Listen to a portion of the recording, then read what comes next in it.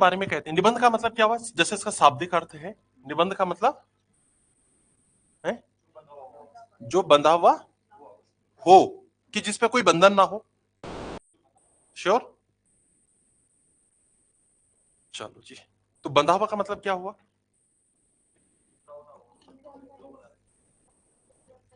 देखो, निबंध के बारे में लोग अलग अलग थॉट कहते हैं कि निबंध की शुरुआत होती है 1580 में फ्रांस से, और वहां का एक जो साहित्यिक लेखक व्यक्ति था जिसका नाम था मानतेन। अब ये इंग्लिश हिंदी प्रोनाउंसिएशन का अंतर हुआ है, तो कहीं पर मानतेन है, कहीं पर मानटेन लिखा हुआ है, तो का प्रोनाउंसिएशन का अंतर है ये। ठीक है, तो ये इसका जन्म है 1580 में, इसकी शुरुआत होती है, और उन्होंने ही पहली बार इसके लिए ऐसे शब्द का प्रयोग किया। इसलिए फादर ऑफ ऐसे किसको कहते हैं? मानतेन को कहते हैं। उनकी नजर में उस फ्रेंच लैंग्वेज की दृष्टि से ऐसे का मतलब क्या था? एक्सपेरिमेंट, यानी प्रयोग। इसका मतलब क्या होता है? प्रयोग होता है, एक्सपेरिमेंट होता है। अब प्रयोग का क्या मतलब हुआ? प्रयोग का मतलब ये हुआ कि अगर आप इस टाइम पीरियड को देखो, 1580 यानी ये 16 सेंचुरी है, तो 15 एंड 16 सेंचुरी पूरे के पूरे।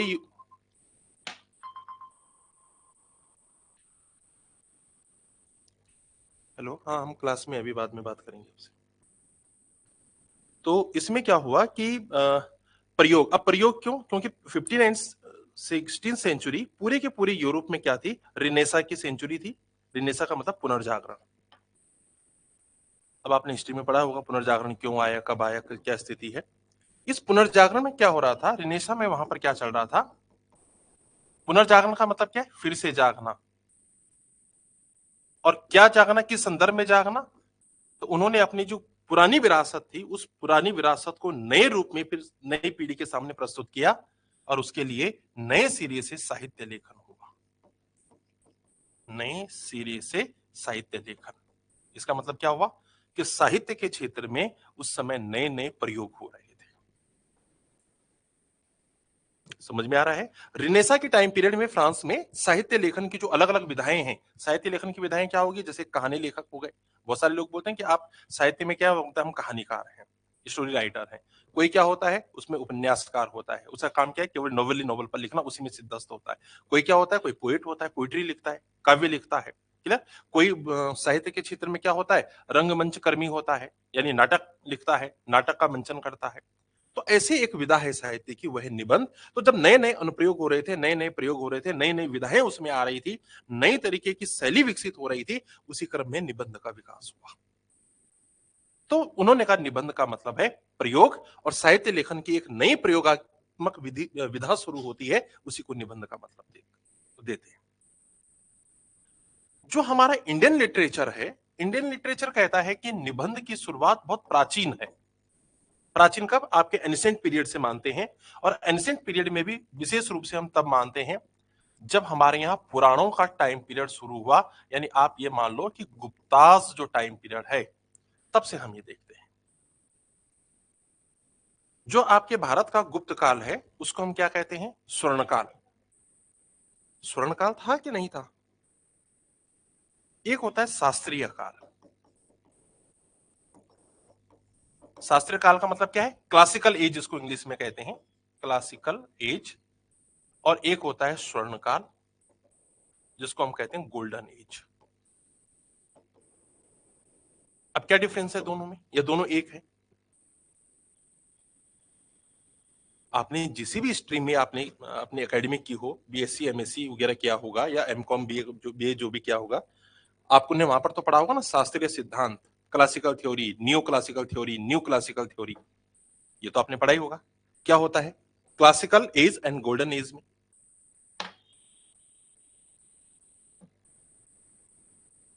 हुँ? ऐसे नहीं भाई।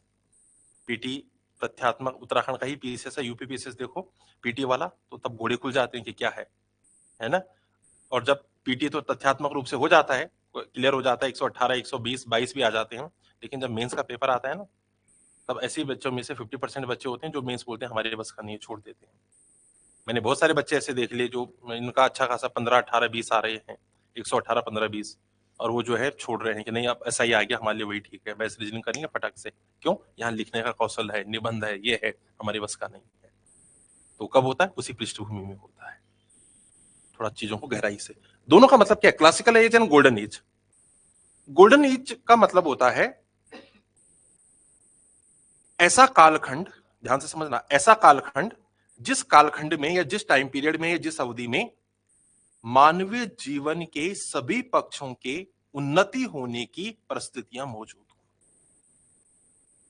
मैं फिर रिपीट कर रहा हूं, इतिहास का ऐसा कालखंड जिसमें मानवीय जीवन के सभी पक्षों के विकसित होने, परिपक्व होने की सभी परिस्थितियां मौजूद हों, उसी कालखंड को हम गोल्डन एज कहते हैं। हिस्ट्री में आप पढ़ते हैं तो पता चलता है कि सबसे ज्यादा सोने के सिक्के गुप्त काल, गुप्त शासकों ने जारी किए। तो कुछ लोग बेसर पर की बात बोल देते हैं कि इसीलिए चूंकि सबसे ज्यादा सोने के सिक्के इन्होंने जारी किए, इसलिए गुप्त पीरियड क्या है? गोल्डन पीरियड है, गोल्डन एज है। बकवास बात।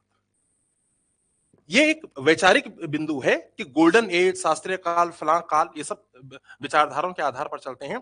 तो विचारधारा ये कहती है कि ये गुप्त काल जो है, स्वर्णकाल, हम उस काल को कहते हैं जिस कालखंड में मानवीय जीवन के सभी पक्षों की उन्नति के लिए सभी दशाएं होती हैं, आदर्श दशाएं होती हैं। हमारे जीवन के सभी पक्ष क्या है? एक सामाजिक पक्ष होता है, राजनीतिक पक्ष होता है, आर्थिक पक्ष होता है, और क्या होता है? सांस्कृतिक पक्ष होता है। राजनीतिक पक्ष, गुप्त काल क्या है? राजतंत्र है। राजतंत्र में क्या राजतंत्र कभी आदर्श स्थिति हो सकती है? नहीं। राजतंत्र में राजा का बेटा ही राजा बनेगा, तब चाहे आप उससे लाख गुना योग्य क्यों ना हो, आप राजा नहीं बन सकते। और जब आम व्यक्ति को राजा बनने का अधिकार नहीं है, तो फिर आपके राजनीतिक जीवन को सुप्रीम बनाने की परिस्थितियां कहां हैं? ये केवल लोकतंत्र में ही संभव है, जब चाय पिलाने वाला प्रधानमंत्री बन सकता है। यानी एक आम व्यक्ति को श्रेष्ठ पद पर पहुंचने का अधिकार लोकतंत्र की कसौटियां दे सकती हैं। इसलिए राजतंत्र कभी भी व्यक्ति के सर्वांगीण विकास के लिए संभव नहीं है, अच्छा नहीं है। इसलिए गुप्तकाल की, और गुप्तकाल राजतंत्र था, इसलिए गुप्तकाल राजतंत्रात्मक हो ही नहीं सकता, तो स्वर्णकाल हो ही नहीं सकता। अब समाज देखें अगर, कि समाज स्वर्णकालिक था कि नहीं। गुप्त काल के समाज में अगर आप देखोगे, वर्ण व्यवस्था बहुत जटिल हो गई थी। जिस जगह पर ब्राह्मण को जलाया जाएगा, उस जगह पर क्षत्रिय को नहीं जलाया जाता था, उसको जलाने की जगह अलग थी। वैश्य को दूसरी जगह पर जलाया जाएगा, शूद्र को तो और भी बैकफुट पर जलाया जाएगा।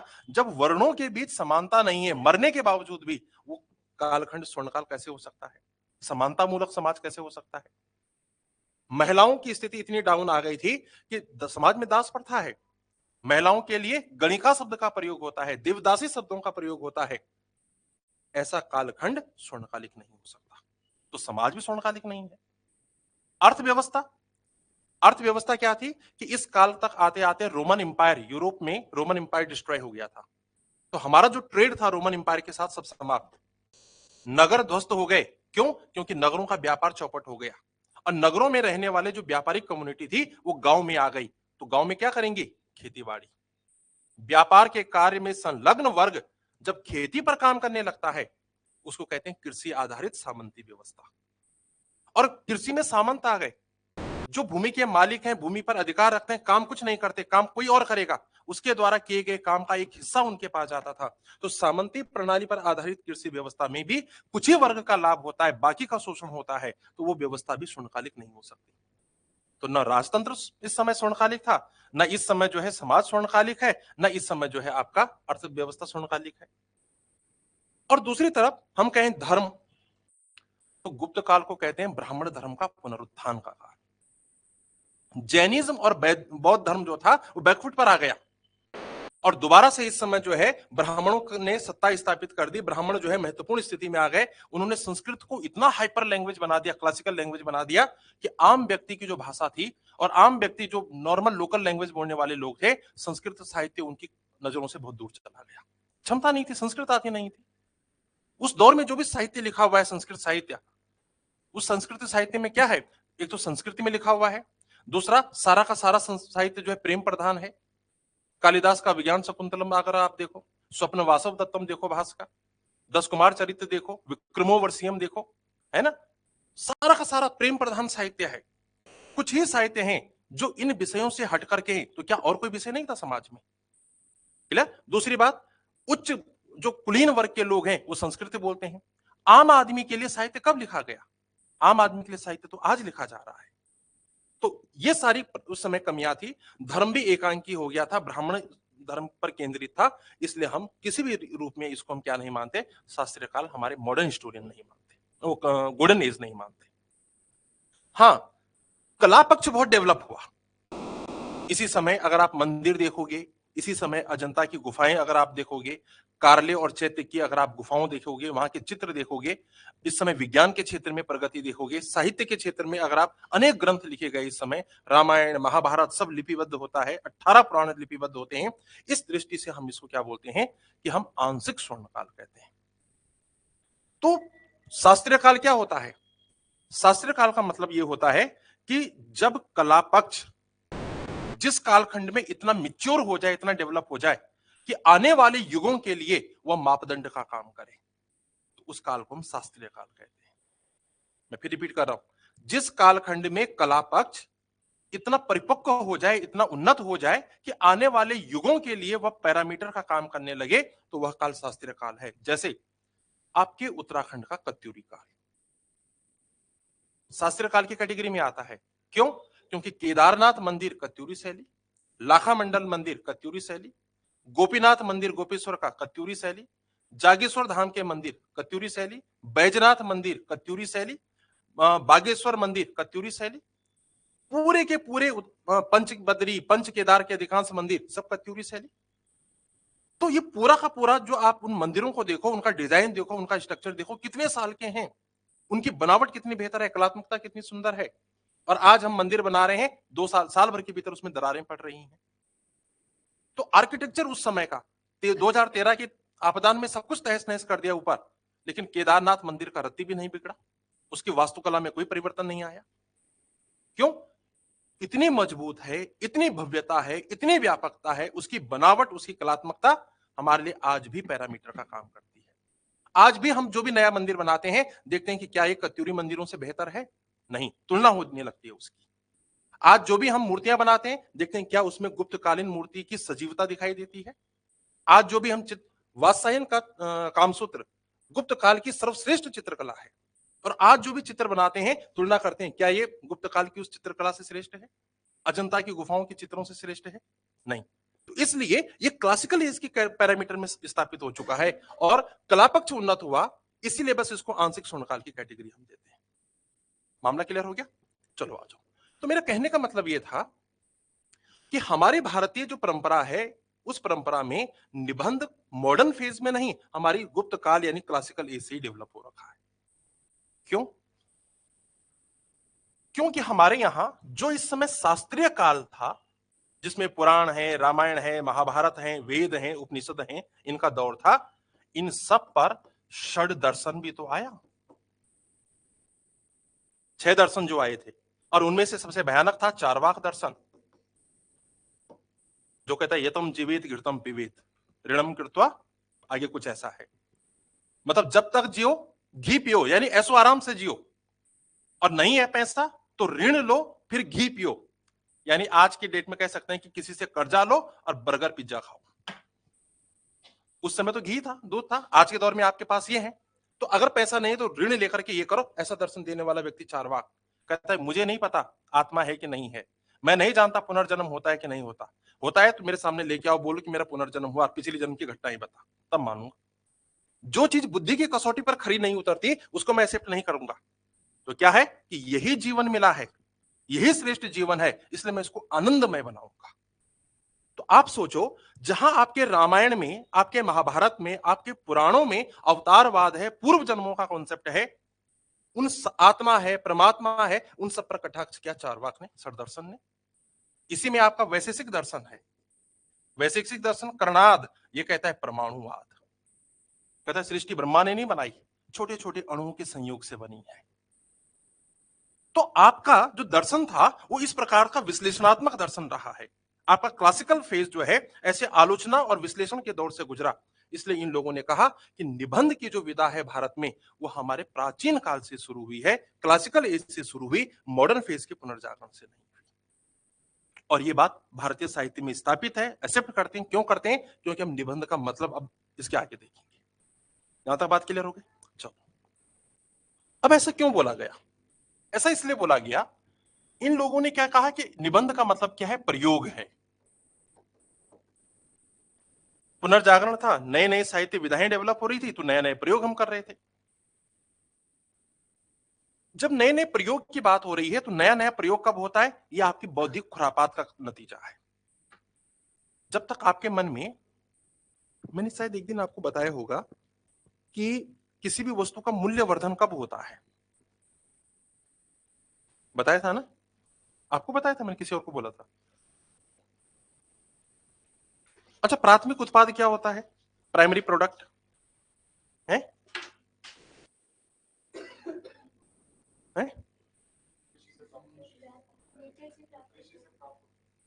हम्म हम्म और द्वितीयक उत्पाद, सेकेंडरी प्रोडक्ट? हम्म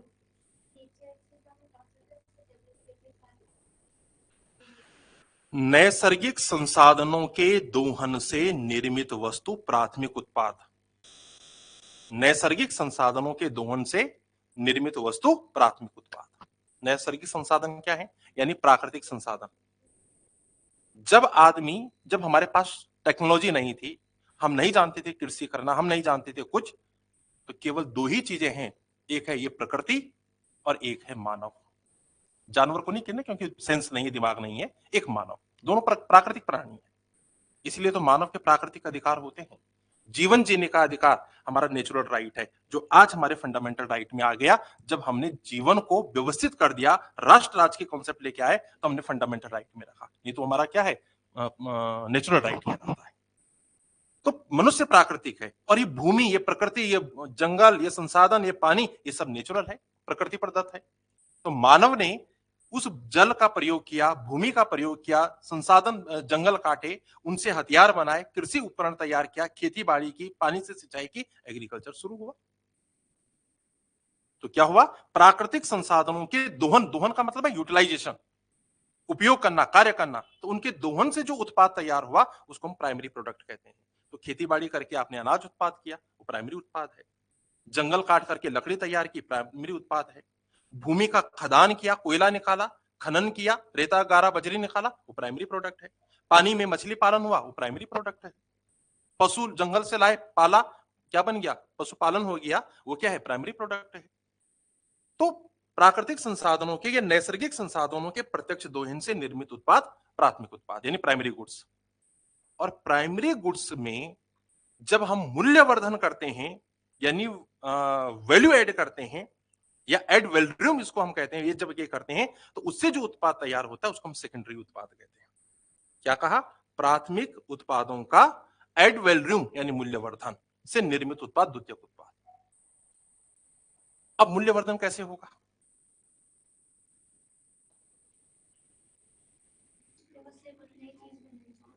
हम्म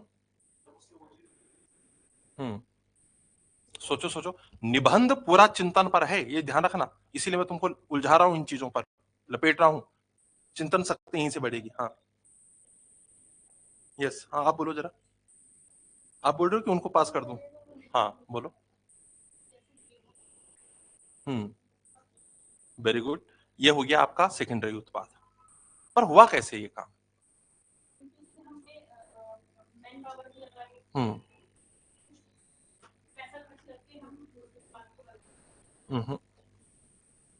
प्राइमरी प्रोडक्ट सेकेंडरी प्रोडक्ट में तब कन्वर्ट होता है, इसके लिए केवल और केवल दो चीजें हमको प्राइमरी बेस पर जरूरत होती है। सबसे पहले होता है आइडिया, एंड उस आइडिया को एग्जीक्यूट करने वाली टेक्नोलॉजी। उस आटे का ब्रेड ही क्यों बनाया? कुछ और भी तो बना सकते थे। आलू का चिप्स बनाना।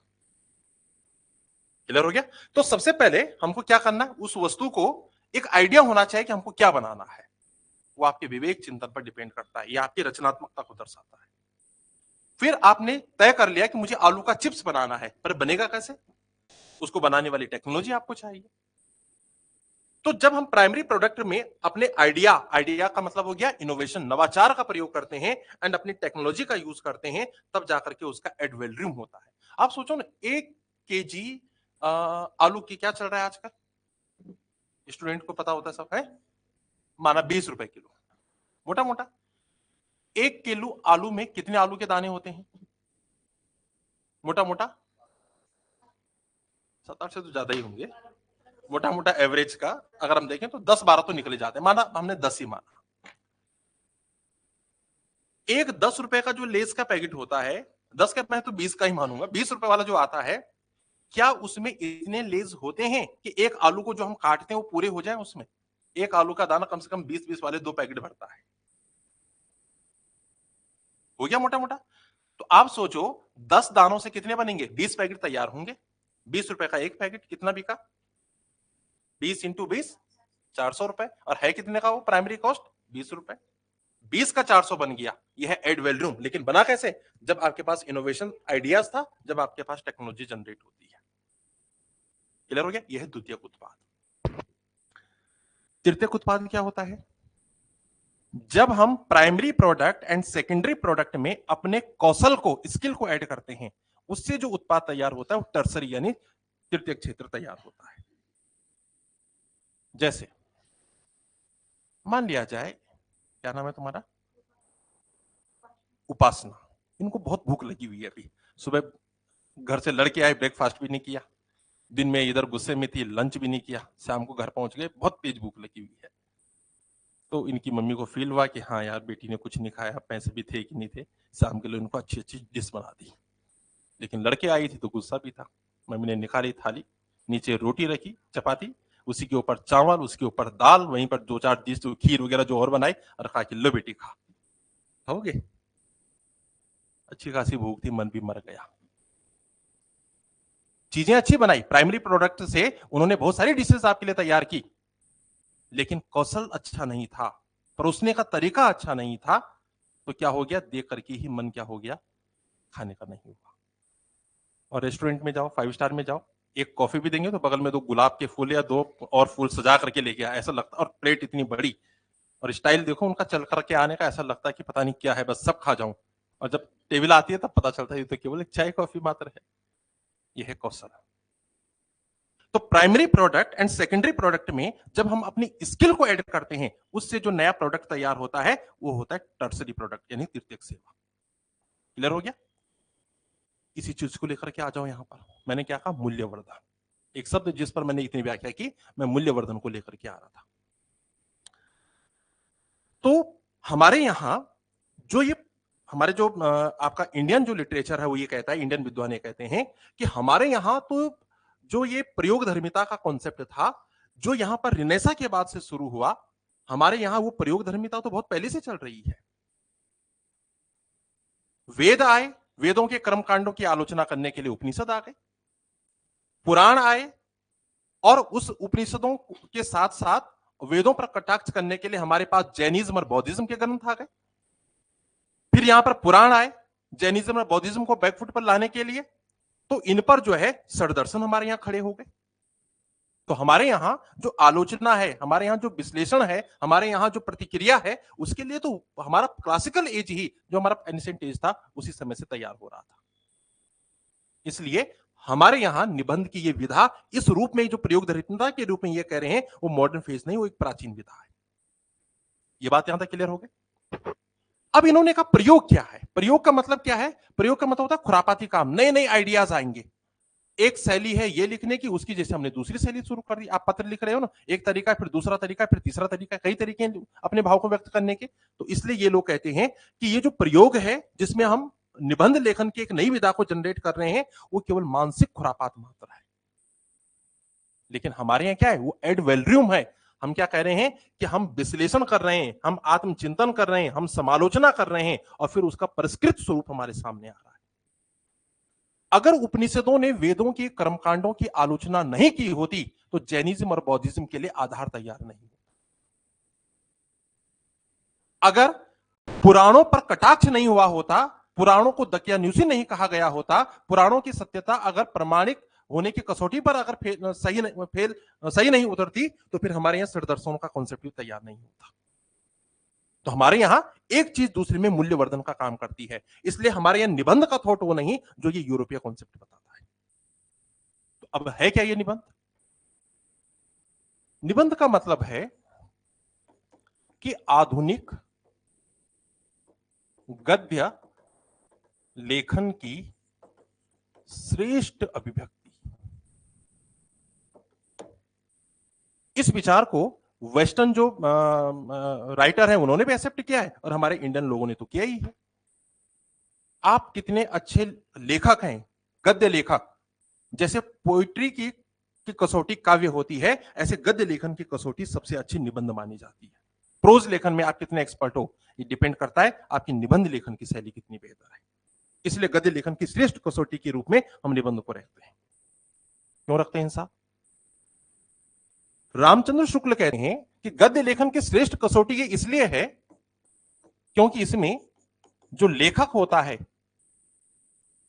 लेखक के जो व्यक्तित्व है, पर्सनालिटी है, उसकी झलक मिलती है। जो लेखक है उस लेखक की जो मौलिकता है उसकी झलक मिलती है। लेखक के भीतर जो रचनात्मकता है उसकी झलक मिलती है और लेखक कितना सजग है यानी अवेयर है उसकी झलक मिलती है। और अवेयर भी किस आधार पर? दो, एक समकालीनता के आधार पर और दूसरी भाषा शैली के आधार पर। इसलिए श्रेष्ठ विधा है। जब आप लिखते हो, क्यों रखा है निबंध तुम्हारे लिखने में? यूपीएससी में निबंध रखा है, स्टेट पीसीएस में, हर राज्य में निबंध रखा हुआ है, लोअर पीसीएस में निबंध है, तुम्हारे लिए निबंध है।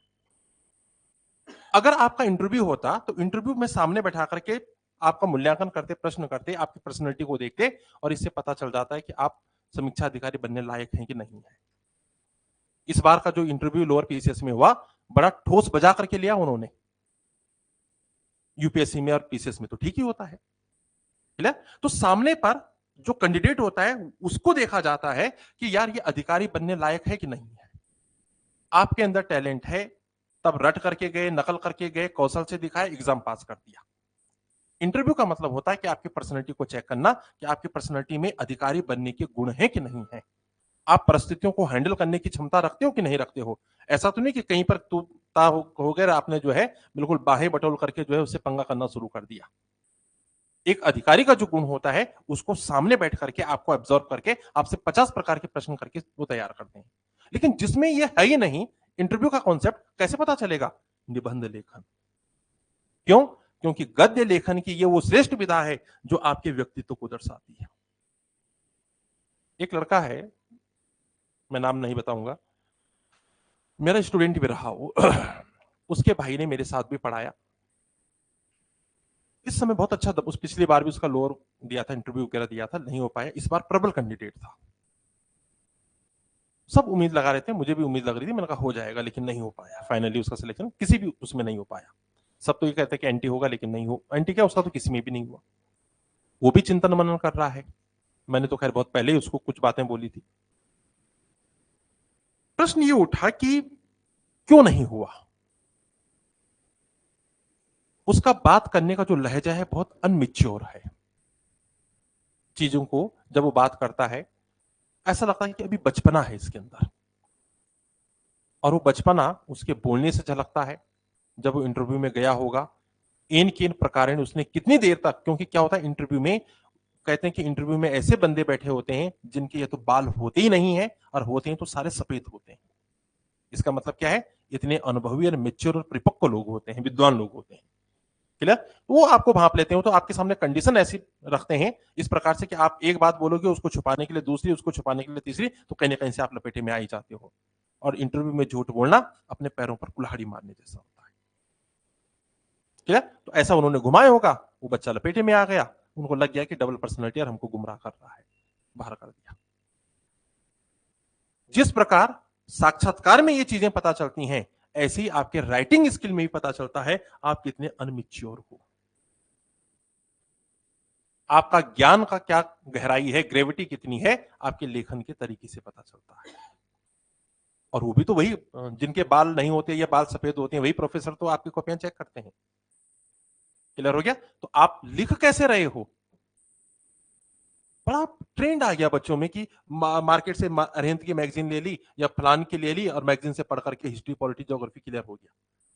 ये क्यों नहीं समझते आप लोग कि आपकी उस हिस्ट्री पॉलिटी ज्योग्राफी की कॉपी चेक करने वाला तो वहां प्रोफेसर बैठा है, वही प्रोफेसर जिसने इतनी मोटी रेफरेंस किताब निकाल रखी है। वो जिस शब्द विन्यास के साथ लिख रहा है, उसी शब्द विन्यास के साथ, उस कौशल, उस शैली के साथ एक मनोदशा लेके आया है, आपकी कॉपी चेक करने के लिए बैठा है। और आपने क्या खान सर की लैंग्वेज में बोलना शुरू कर दिया, लिखना शुरू कर दिया। ऑनलाइन डिजिटल प्लेटफॉर्म की सबसे बड़ी नेगेटिविटी है ये। और अगर आप बच्चों के नंबर देखो, क्यों नहीं आते हैं कि हमने जीएस में सब कुछ कर रखा है, लिखा हुआ है, फलाने में लिखा, हमारे नंबर क्यों नहीं आए? क्योंकि वो कौशल लिखने में नहीं दिख पाता, और दिखेगा भी कहां से? क्योंकि वो उस रेफरेंस की, उस शैली की किताब आपने पढ़ी नहीं जिस शैली का एग्जामिनर कॉपी चेक करने वाला आ रखा है। आप खुद ही बताओ, आपने पीटी क्वालिफाई किया, आपने किस राइटर की हिस्ट्री की किताब पढ़ी, पॉलिटी की पढ़ी, ज्योग्राफी की पढ़ी? राइटर का नाम दो। नहीं ना? और वो तो किस्मत अच्छी है कि ऑब्जेक्टिव है, राइटिंग डिस्क्रिप्टिव होता था। तो इसलिए जीवन में ऐसी गलती कभी मत करना, ठीक है? आप ही में से एक लड़का कोई आया था, उसके बाद वो आया नहीं। उसने एक दिन मेरे को यहीं पे बोला था, पहले दूसरे लेक्चर के बाद, सर हम तो वनडे से पढ़ करके आए हैं और रटने वाले, फैक्ट वाले हैं, लिखना कैसे हमको तो यही समझ में नहीं आ रहा है ना? सुधार होगा कि नहीं होगा, बड़ा कॉन्फिडेंस डाउन था। और क्यों नहीं आया? क्योंकि तब कुछ समय बाद एसआई का निकल गया। उसने कहा ये बढ़िया जोन है, यहां तो सिलेक्शन ले ही लूंगा। अब समझ में आया? तो रेफरेंस किताबें पढ़ना, उससे क्या पता चलता है कि जो प्रोफेसर ही लिखते हैं सामान्यतः, ये प्रोफेसर वाक्य विन्यास कैसे बना रहा है, शब्दों को रिप्रेजेंट कैसे कर रहा है, क्योंकि उसी कौशल से वो मेरी कॉपी चेक करेगा और मेरा मूल्यांकन करेगा, क्योंकि उसने मेरे व्यक्तित्व को देखना है। इसलिए हम कहते हैं एनसीईआरटी पढ़ो। एनसीईआरटी क्यों बोलते हैं? बच्चे बोलते हैं एनसीईआरटी क्या ऐसे? एनसीईआरटी का मतलब है ग्रुप ऑफ प्रोफेसर्स। अगर हिस्ट्री की एनसीईआरटी है तो भारत के जाने माने इतिहास के प्रोफेसर का ग्रुप बैठा, 15, 18, 20, उन्होंने तय किया उसका सिलेबस और कैसे शब्द रखे, उन्होंने तय किया। ज्योग्राफी की एनसीईआरटी, भारत के जाने माने ज्योग्राफी के प्रोफेसरों की टीम बैठी, उन्होंने उसका सिलेबस, उसके लेखन स्ट्रक्चर तैयार किया। इसलिए आपको एनसीईआरटी की किताबें हम क्या करते हैं, रेफरेंस के रूप में बोलते हैं, उनको पढ़ो।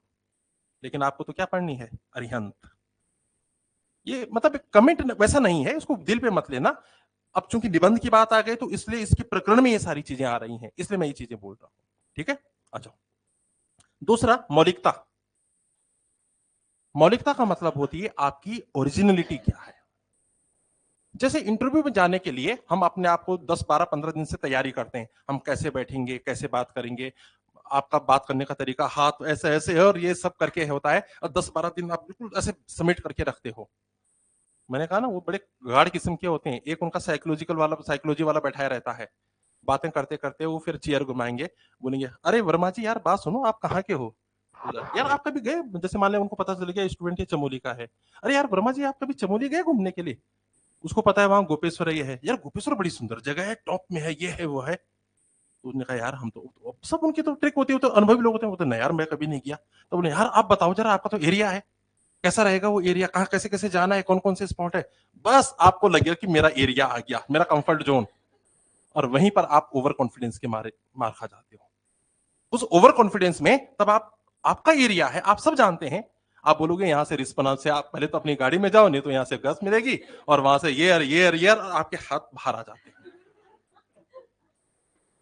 बस समझ गया कि ये 10 दिन की प्रैक्टिस है, ये इसकी मौलिक गुण नहीं है। मौलिकता का मतलब मैंने आपको पहले दिन बोला था कि अधिकारी का मतलब होता है अधिकारी की क्वालिटी।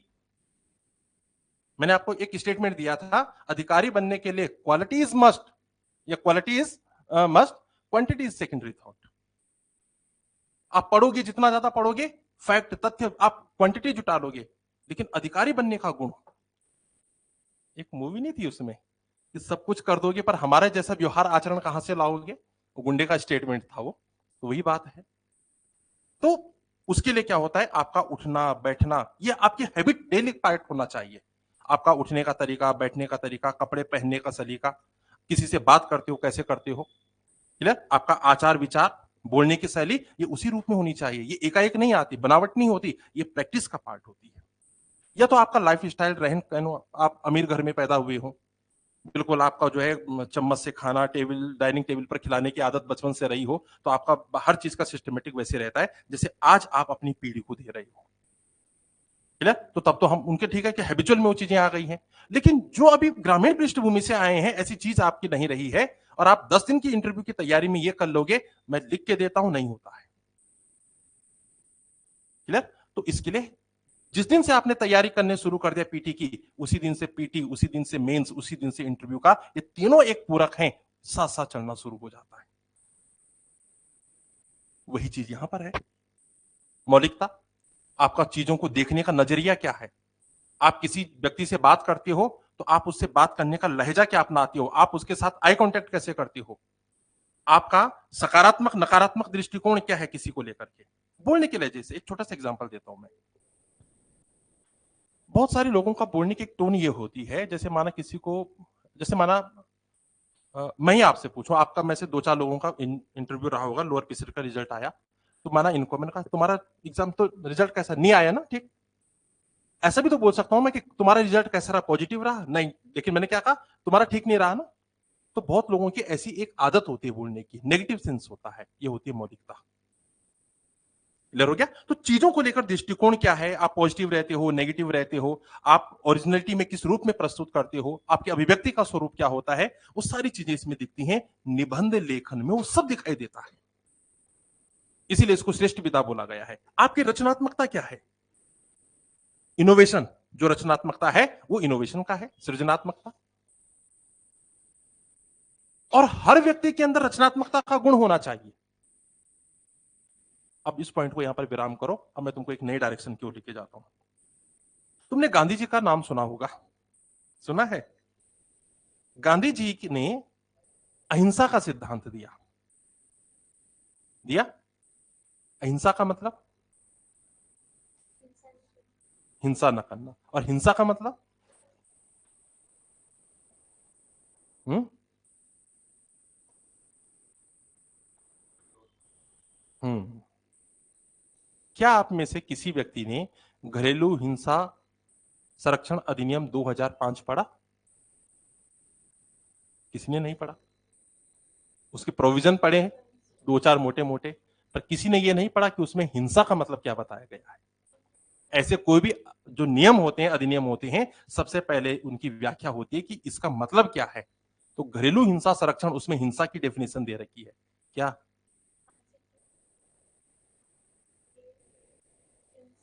शाबाश, क्लियर हो गया। केवल किसी को शारीरिक नुकसान पहुंचाना ही नहीं, आपके ऐसे वक्तव्य जो किसी के हृदय को, मन को आघात पहुंचाए, वो भी क्या होता है, हिंसा कहलाती है। आपका ऐसा कृत्य जिससे दूसरा आहत हो, वो तो है ही है, पर आपका ऐसा वक्तव्य जिससे किसी का मन आहत हो, वो भी हिंसा की कैटेगरी में आता है। अब आप बताओ कि जब आपका वक्तव्य किसी के लिए अपशब्दात्मक और असभ्य नहीं हो सकता, तो फिर स्किल में, लिखने में ऐसे कठोर शब्दों का, ऊंचे शब्दों का प्रयोग कैसे हो सकता है? क्लियर हो गया? गांधी जी से पूछा गया कि उस समय ठीक तो है क्रांतिकारी लोग, लोग बोलते हैं कि भगत सिंह का नहीं बचाया गांधी जी की विचारधारा नहीं थी हिंसा की तरफ जाने की। उस समय लोग कहते हैं कि गांधी जी इतने पॉपुलर हो गए थे, और भगत सिंह इतना पॉपुलर हो गया था कि गांधी जी को लगा कि मेरी जमीन खिसकने वाली है, राष्ट्रीय आंदोलन का नेतृत्व तो भगत सिंह के पास चला जाएगा। ऐसा नहीं। गांधी इम्पैक्ट को पढ़ो ना, क्या क्या बातें हुई हैं, तब पता चलेगा क्या है। गांधी जी से पूछा है पत्रकार ने, उनकी हिंद स्वराज है, उसमें प्रश्न उत्तर के फॉर्म में बातें बोलते हैं कि गांधी जी आपने अहिंसा का ही मार्ग क्यों चुना? तब उन्होंने कहा, कुछ लोग तब आधुनिक इतिहासकार व्याख्या क्या करते हैं कि अगर हिंसा का प्रयोग करते तो हिंसक साधन तो अंग्रेजों में ज्यादा थे, बम था, गोला था, बारूद था, वो तो सेना तैयार खड़े खड़े करते और आंदोलनकारियों पर गोली चलवा देते, जालियांवाला बाग हत्याकांड के कई कांड ऐसे हो जाते, हमारा राष्ट्रीय आंदोलन खड़े होने से पहले ही दब जाता। गांधी ने कहा नहीं, ये बात नहीं थी, मैंने अहिंसा इसलिए चुना क्योंकि अहिंसा मनुष्य का, मानव का मूल गुण है। हिंसा तो हो ही नहीं सकता मानव का गुण। क्यों? एक जानवर में, अब इसी की व्याख्या कर रहे हैं, एक जानवर में एक मनुष्य में क्या अंतर है? जानवर का मतलब जिसके अंदर सेंस नहीं है। अगर आप पढ़े लिखे नहीं होते तो आप भी जानवर कहलाते। मनुष्य और जानवर में यही अंतर है कि मनुष्य समझदार है, पढ़ा लिखा है, चिंतनशील है। जानवर केवल अपना लेना जानता है, मनुष्य त्याग करने की भावना रखता है, और वो त्याग उसके ज्ञान विवेक परिवेश से उसमें पैदा हुई। तो उन्होंने कहा कि जानवर का मतलब क्या है? जानवर का मतलब है हिंसा करना। उसके अंदर त्याग का गुण नहीं है, उसको अपने लिए प्राप्त करना है, दूसरों से छीनना है।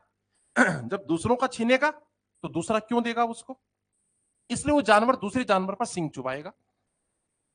तो जो राक्षस प्रवृत्ति है, जानवर प्रवृत्ति है, असभ्य गुण है, उस असभ्य गुण के साथ हिंसा जुड़ी हुई है, उसकी मौलिकता हिंसा है। और मनुष्य का मतलब क्या है? रचनात्मकता। मनुष्य का मतलब क्या है? सृजनात्मकता। पशु विखंडन करता है लड़ करके, और मनुष्य सृजन करता है। सर्जन में हिंसा कैसे आएगी?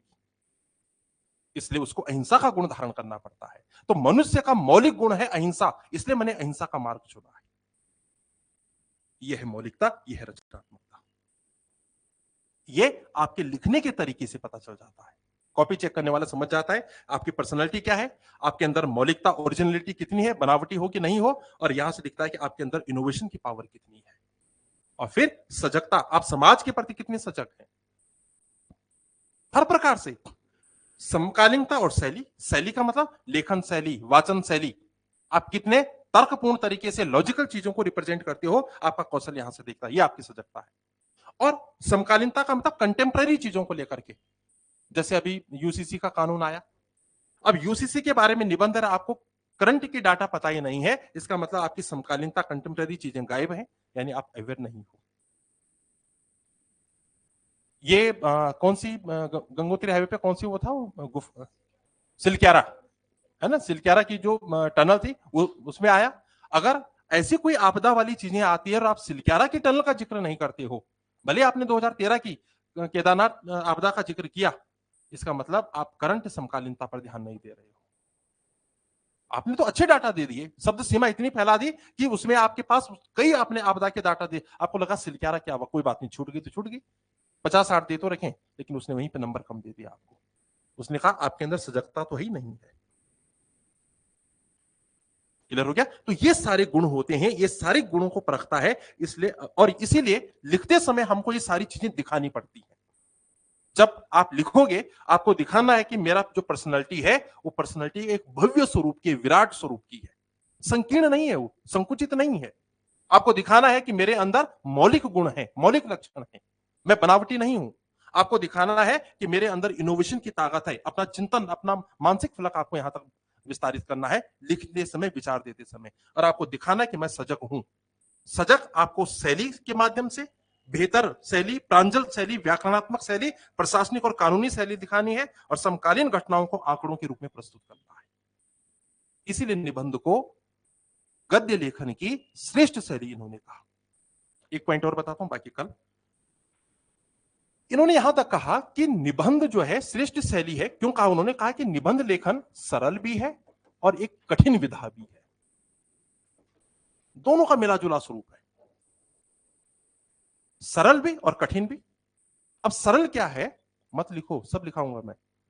जब आप लिखोगे तो उसमें कुछ मूलभूत पॉइंट 10-12 पॉइंट लिखाऊंगा, ताकि जब भी लिखो तो उनको ध्यान में रख करके लिखो। ठीक है? हाँ। अब सरल भी और कठिन भी है। सरल का मतलब क्या है? ये कहते हैं कि कोई भी भाषा दक्ष व्यक्ति हो, जैसे आप बोलते हैं ये बड़ा बातूनी किस्म का है, लच्छेदार बातें करता है, इसके सामने जाओ ये ऐसी ऐसी बातें करता है कि अंततः अपनी बात मनवा ही लेता है, वह है भाषा दक्ष व्यक्ति। तो वो कहते हैं कि सरल इसलिए कि जो भाषा में दक्ष होता है, वो व्यक्ति कहीं पर भी किसी भी विषय पर कुछ भी बोल देता है, और बोल सकता है, और किसी भी विषय पर लिख भी सकता है, इसलिए सरल हो गया। चलो साहब ठीक है। भाई अगर कोई वाचाल किस्म का है, खासतौर से टीचरों के बारे में ये गुण मेरा मानना है कि टीचर इस विधा में बहुत माहिर होते हैं, और जो अनुभवी टीचर है, मेरा जैसा टीचर है, तो और भी दक्ष होता है। वह नहीं है पढ़ाने के लिए, कुछ उसको आ रहा है तो 2-4 बातें ऐसे घुमाएगा कि बस निकल गया, उसका 1-1.5 घंटा निकल गया, उसमें क्या है, अगले दिन फिर आ जाएगा पढ़ाने के लिए। चलो, तो वो ये कहते हैं कि इसलिए सरल हो जाता है। कठिन विधा क्यों है? कठिन विधा इसलिए है क्योंकि इसके माध्यम से व्यक्ति का निजत्व, उसका